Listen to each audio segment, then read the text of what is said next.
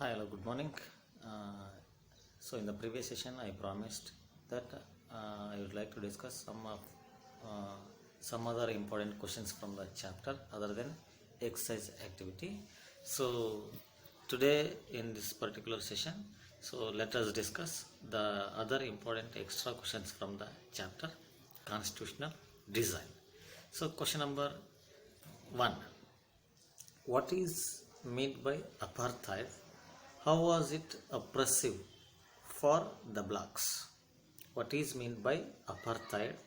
How was it oppressive? Oppressive means against to the blacks.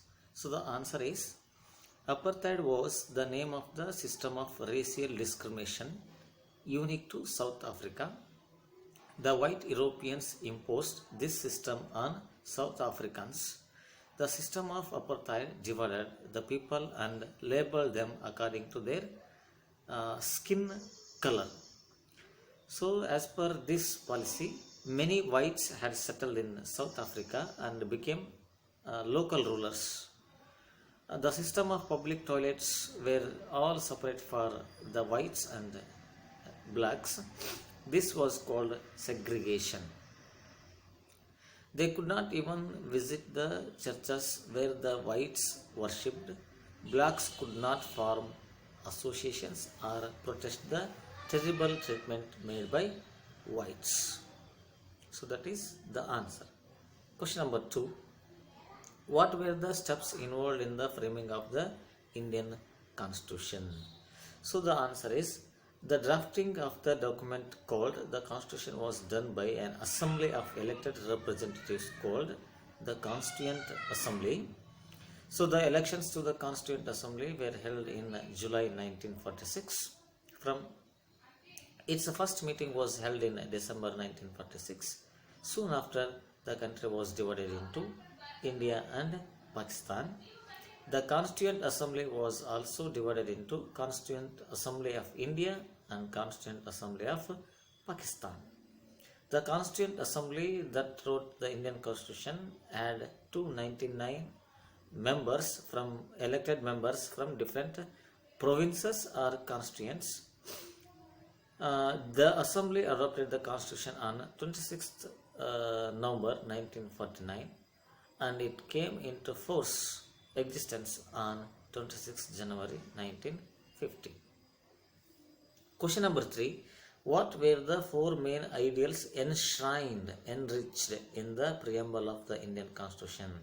So the ideals written in the preamble of the Constitution are justice. It highlights every citizen of India will have social, economic, political justice. Liberty. Every citizen will have the liberty of thought, expression, belief, faith and worship. Equality. Every citizen will be provided with the equality of status and opportunity. Fraternity. All the citizens of India have been assured about the dignity of individual and the unity and integrity of the nation. Question number 4. What are constitutional amendments? A constitution is not merely a statement of values and philosophy. A constitution is mainly about embodying these values into institutional arrangements. Indian Constitution is a very long and detailed document. Therefore, it needs to be amended quite regularly to keep it updated.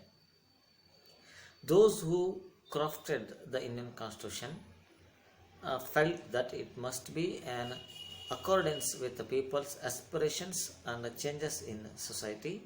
They did not see it as a sacred, static and unalterable law, so they made provisions to incorporate changes from time to time.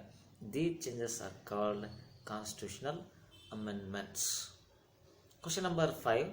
What was the philosophy behind the Constitution?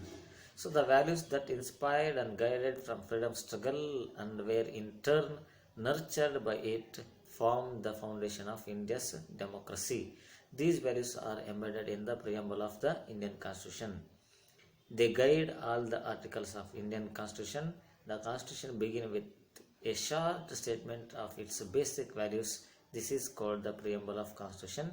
Taking inspiration from American model, most countries in the contemporary world have chosen to begin their constitution with the preamble. Then question number 6. What are the various functions of constitution? This is most important